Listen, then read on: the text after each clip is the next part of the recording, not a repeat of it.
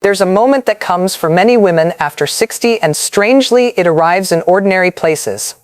Standing at the kitchen sink, folding a towel, catching her reflection in a store window she wasn't even looking at.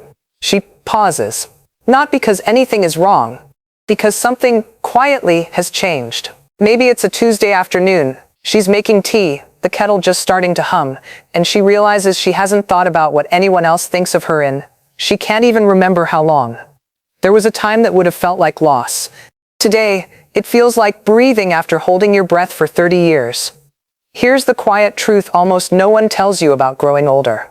It isn't about losing things, it's about finally setting them down.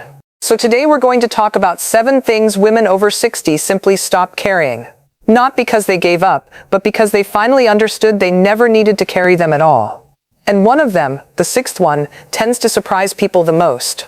It's the one that catches women off guard, because they don't expect it to be the thing that finally sets them free. If you've ever felt that quiet shift, that sense of lightning, you're going to feel very at home here. Before we go further, if this kind of conversation feels like it was made for you, the kind you'd have with a good friend over coffee, no rush, no performance, take a moment to like this video, subscribe to her golden chapter, and turn on the notification bell. Not because a video needs it, but because there's a whole community of women here having exactly this kind of conversation, and it's good to not sit through this chapter of life alone. Now, let's begin. 1 point. Pleasing everyone. For most of her life, a woman is trained, gently, relentlessly, to read the room before she reads herself. Is everyone comfortable? Did I say the right thing? Did I upset her? Should I apologize, just in case? There's a particular kind of exhaustion that comes from being the emotional thermostat of every room you enter. Somewhere around 60, many women notice they're tired of adjusting the temperature for people who never once asked how she was doing. Think of a dinner where, for years, she chose the easy option, so no one had to accommodate her. And then one day, she orders exactly what she wants. No one seems to notice. No one is upset. The sky does not fall. That's usually the moment it clicks. Most of the pleasing was never required. It was assumed. What would your life look like if you stopped auditioning for everyone's approval and simply showed up? That question doesn't answer itself quickly, but it opens a door. And once a woman walks through it, she rarely goes back, because on the other side is something she'd almost forgotten. Her own preferences, plain and unapologetic. 2. Looking younger. There's a difference between caring for yourself and performing youth for an audience that was never really watching. Somewhere in her 50s or 60s, a woman starts to notice the difference, and starts choosing one over the other.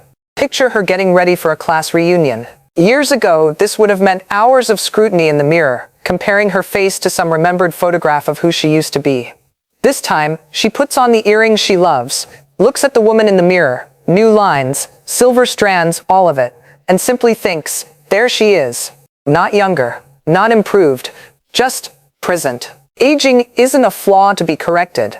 It's evidence, proof of every winter survived, every child raised, every early morning worked, every late night worried through. Why would anyone erase the proof of a life well lived? This isn't about giving up on beauty. It's about redefining who gets to decide what beauty means. 3. Explaining herself. Why didn't you go back to school? Why did you leave that marriage? Why don't you want more grandchildren visits? Why? For decades, women are asked to narrate their choices as though every decision requires a hearing, a jury, a verdict. And for decades, most comply, offering paragraphs of justification for decisions that were, quite simply, theirs to make. Imagine a woman at a family gathering, someone asking, again, why she never remarried after her divorce. In her 40s, she might have launched into the whole story, defending herself point by point. At 68, she just smiles and says, because I didn't want to, and reaches for another slice of pie. No further explanation offered. None required. There is a particular kind of peace in realizing that because I said so is a complete sentence, even when you're the one saying it about your own life. Isn't it strange how much energy we spend justifying choices that were never anyone else's to approve? 4. Comparing timelines. Somewhere along the way, many women absorb an invisible schedule.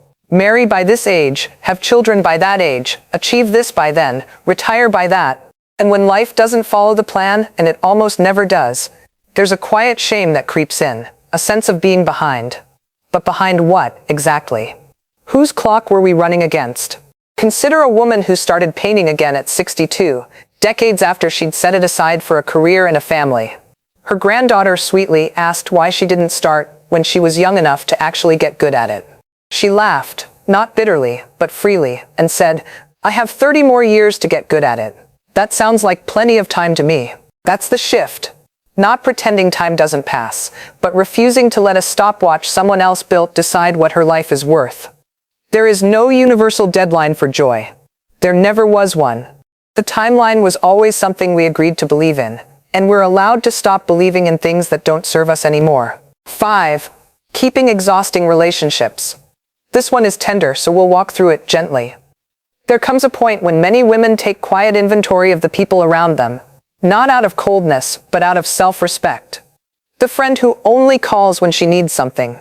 The relative whose visits always leave a strange, tired ache behind the ribs. The relationship that survives mostly because no one questioned whether it still deserved to. For years, loyalty was measured by endurance. How long you could tolerate someone, how much you could absorb before you finally cracked. Somewhere past 60, many women quietly rewrite that definition. Loyalty becomes about nourishment, not endurance. Picture a woman who, for the first time in 20 years, doesn't return a call from someone who has never once asked how she was doing. She isn't angry, she's just done performing a friendship that was really just a habit. This doesn't mean closing yourself off. It means finally asking a question long overdue. Does this relationship make me feel more like myself or less? Some women find once they start asking that question honestly, their circle grows smaller and somehow warmer. And now we're at the one many women don't expect because they don't realize they've been carrying it for decades. 6. Seeking external validation. Here it is. The one that catches so many women off guard because it isn't really about other people at all. It's about a lifetime spent outsourcing her own worth. For most of her life, a woman is handed her sense of value by other people. A boss's approval, a partner's praise, a child's gratitude, a stranger's compliment. Pride. Quiet, complete, and entirely her own. Maybe that was freedom all along. Not being admired, just being enough in your own eyes. No one clapped, no one posted about it, no one needed to know. And that's precisely why it mattered. This is the moment many women describe as the real turning point. Not the loud milestones everyone celebrates, but this small, private realization, I don't need anyone to confirm what I already know about myself. Once a woman stops waiting for applause, she starts noticing how much of her life was already beautiful, quietly, without anyone watching at all. 7. Waiting for permission. And finally, the one that ties every other lesson together. So many women spend decades waiting for the kids to be grown, waiting for retirement, waiting for the right time, waiting in some quiet, unspoken way for someone to tell them it's finally allowed to travel alone, to change careers at 65, to fall in love again, to say no, to take up space. But permission was never actually anyone else's to give. Think of a woman who always dreamed of visiting Portugal. Alone, no itinerary, just her and the coastline. For years, she waited for a travel companion who never quite materialized. At 69, she booked the ticket herself, not out of loneliness, out of readiness. She didn't need a companion to make the trip valid. She needed only her own decision. What have you been waiting for permission to do that only you were ever meant to grant? So here we are. 7 things, quietly set down, one by one, pleasing everyone, chasing youth, explaining herself, comparing timelines, holding on to tiring relationships, chasing applause, and waiting for someone else's blessing. None of these were ever truly required. They were habits, inherited long ago, mistaken for obligations. And what's left once a woman sets them all down? Not emptiness, room. Room to breathe, to choose, to simply be, without performance, without apology, without waiting for anyone's permission but her own. This isn't life getting smaller. It's life finally becoming your own. If there's one thing worth remembering from everything we've walked through today, it's this. You were never meant to spend your whole life proving your worth to a world that was never actually keeping score. If any part of this felt like it was written just for you, we'd love for you to like this video, subscribe to her golden chapter, and turn on the notification bell so you never miss a conversation like this one. And we genuinely love to hear from you. In the comments, tell us which of these 7 felt most true for you.